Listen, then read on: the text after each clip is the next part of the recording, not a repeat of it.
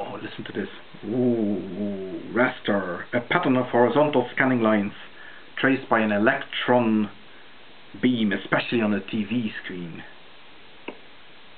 It's via German, actually, from Latin rake, from radere, to scrape. Rat. Any of numerous long-tailed murine rodents, especially of the genus Rattus, that are similar to but larger than mice. Anyway, this is a fantastic book, folks. A wonderful, wonderful book. Look. Oh. I mean, Collins, English Dictionary, the Millennium Edition. Does anybody read dictionaries? Does anybody actually read dictionaries? I mean, why would you read a dictionary? You certainly wouldn't be looking at a dictionary in order to broaden your mind, would you? To find words of wisdom, to get an insight into life, the universe, and everything. No. In order to achieve that, if it is at all possible, you communicate with people. You read their books, for example. I mean, that's a one-way communication from the author to you. Or you engage in places like this, YouTube, where there are some people who like to philosophize and who like to spread their ideas, talk about their ideas, and, you know, share them with other people and communicate them with each other.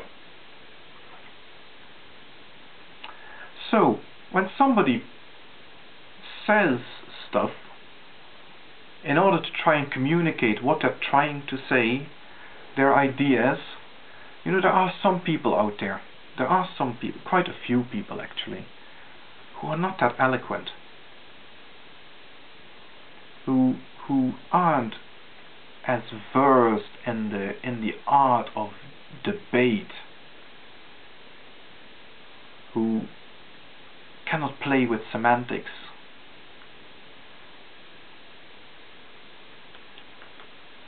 and who might just put things simply, you know, and say it in simple words.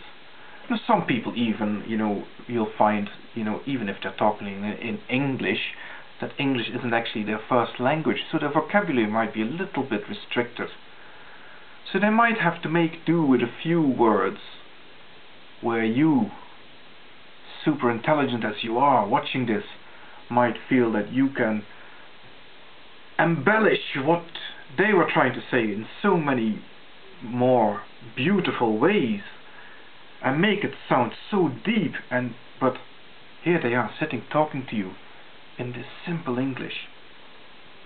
And of course, you know, they sometimes use words that are not entirely appropriate. Isn't it great fun then? Isn't it great fun to pick somebody like that up and go like, look what you just said. You just said this, and you know what that means? You know, pick up the dictionary. Oh, look what that means. Look what you just said. Ha ha ha ha, you're irrational. Please grow up. Occasionally, yes, occasionally it is appropriate, occasionally it is very appropriate to pull somebody up on what they're saying. Sometimes people show very clearly with what they're saying that what they've thought is not well thought through, is actually incorrect, and in that case you need to tell them that they're wrong.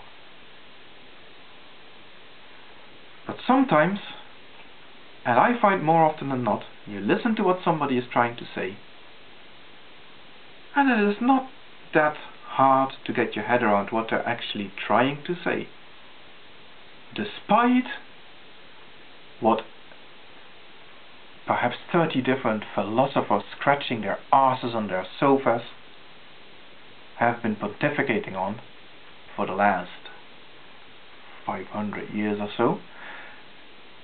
often enough you can communicate with people and get what you want to say across fairly well.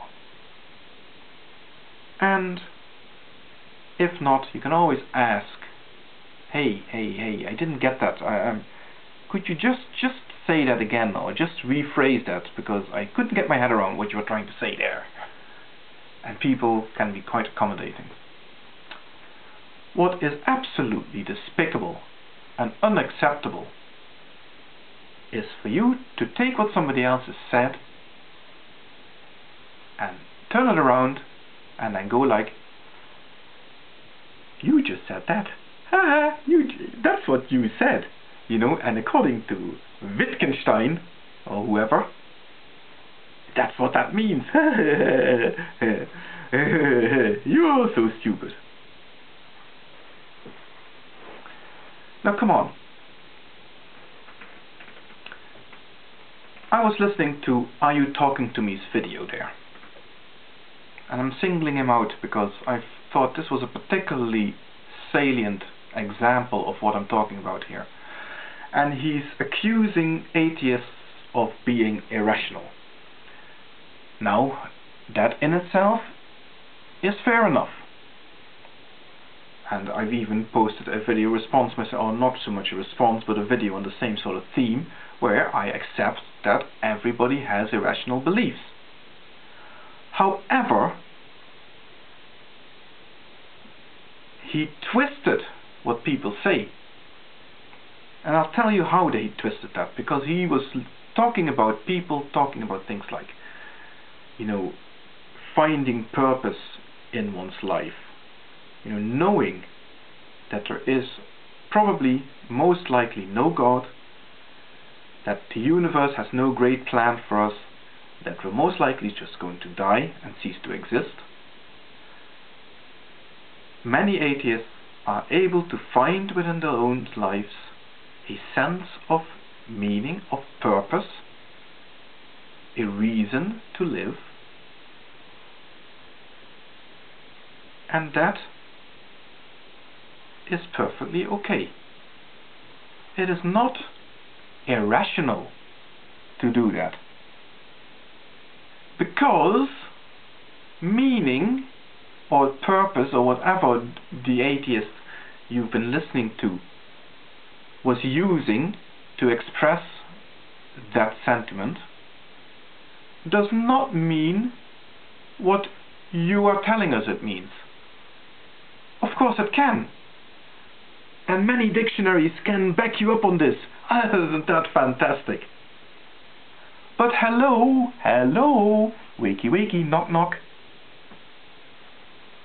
Listen to what people are saying and you know that that is not how they meant it. That is not the way they use that word, meaning or purpose. Not the way Wittgenstein meant it. Not the way people like Ezrinok mean it when they're talking about text and context. But simply a personal sense of, like in Mendon told you, significance. Now, the correct response to that is to accept that. To accept that this is what people are trying to tell you. And understand it, because I know you do. I know you're capable of understanding it. Rather than turning around and nitpicking on the meaning of words, or what the philosophical definition of a word is. That is not how things work around normal human interactions.